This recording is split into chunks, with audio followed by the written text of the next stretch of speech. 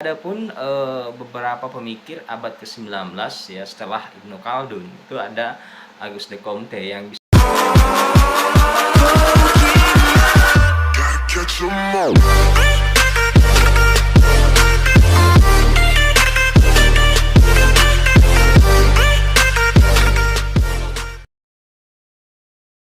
Bismillahirrahmanirrahim. Assalamualaikum warahmatullahi wabarakatuh. Pada kali ini kita masih diberikan kesempatan untuk membahas seputar sosiologi, dan pada pertemuan kali ini saya akan mencoba sedikit memberikan representasi gambaran tentang perubahan sosial sebagai inti di sosiologi itu sendiri. Perlu kita ketahui bahwa masyarakat sebagai suatu sistem sosial itu senantiasa mengalami perubahan. Tidak ada masyarakat yang statis. Masyarakat itu dinamis dan senantiasa mengalami perubahan dalam dari waktu ke waktu seperti itu. Dan perubahan-perubahan dalam masyarakat itu baik itu skala mikro atau kecil, baik itu secara makro atau besar.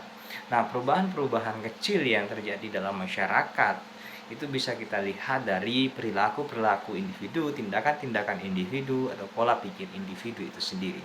Dan adapun perubahan-perubahan yang sifatnya besar atau makro, seperti perubahan-perubahan struktur sosial yang terjadi dalam masyarakat yang kemudian mempengaruhi perilaku masyarakat itu sendiri.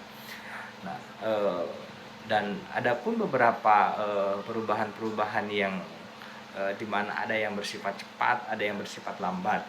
Jadi masyarakat itu senantiasa memang mengalami perubahan, apakah perubahannya mikro atau makro, perubahannya cepat atau lambat, evolusi atau revolusi. Yang pertama kali mencoba menjelaskan tentang konsep perubahan itu kita bisa melacak seorang pemikir Islam, Ibnu Khaldun, 14 sebelum Masehi. Itu dia sudah menjelaskan tentang masyarakat yang mengalami perubahan, yang bisa kita melihat dari gagasan beliau tentang masyarakat nomaden dan masyarakat menetap, atau masyarakat bisa disebut sebagai masyarakat kota. Wah, ternyata dia melihat bahwa ada perubahan-perubahan yang terjadi dari masyarakat nomaden ke masyarakat kota itu sendiri. Pemikir abad ke-19 ya setelah Ibnu Khaldun itu ada Auguste de Comte yang bisa kita sebut sebagai bapak sosiologi, menjelaskan tentang masyarakat itu kajian sosiologi terbagi atas dua. Dia menyebutnya statistika sosial dan dinamika sosial. Dan kemudian juga dia melihat bahwa ada perubahan-perubahan sosial yang terjadi dalam masyarakat. Dia melihat dari 3 tahap perkembangan masyarakat menurut Comte. Yang pertama adalah zaman teologi, kemudian masuk pada zaman metafisik, kemudian terakhir masuk pada zaman positivistik. Nah, saya rasa itu nanti kita akan bahas gagasan Comte di channel yang lain ya, pembahasan yang lain.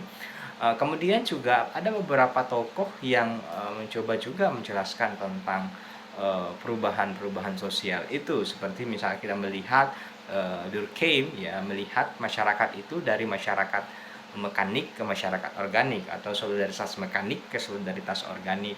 Kemudian juga kita melacak gagasan Weber juga melihat masyarakat itu berkembang, mengalami perubahan dari masyarakat irasional menjadi masyarakat yang semakin rasional seperti itu ya. Sebenarnya bukan cuma menjelaskan perubahan-perubahan yang terjadi dalam suatu masyarakat, tapi juga memberikan solusi terkait tentang bagaimana menjaga stabilitas sosial terkait dengan perubahan-perubahan sosial itu sendiri.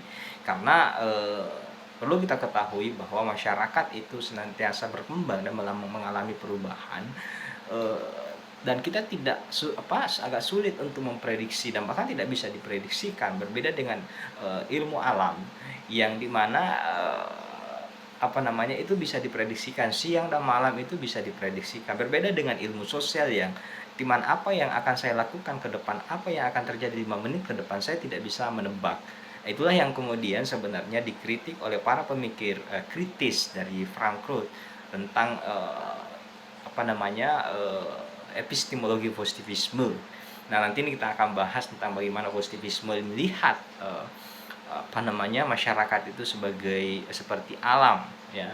Nah, padahal itu tidak bisa disamakan, ya, seperti itu. Mungkin singkat, padat, dan kalau kurang jelas bisa di komen, dan banyak lagi yang akan kita bahas terkait dengan perubahan. Ada beberapa tokoh yang saya sebutkan tadi akan kita bahas dalam channel-channel yang akan teman-teman tonton nantinya. Terima kasih. Assalamualaikum warahmatullahi wabarakatuh.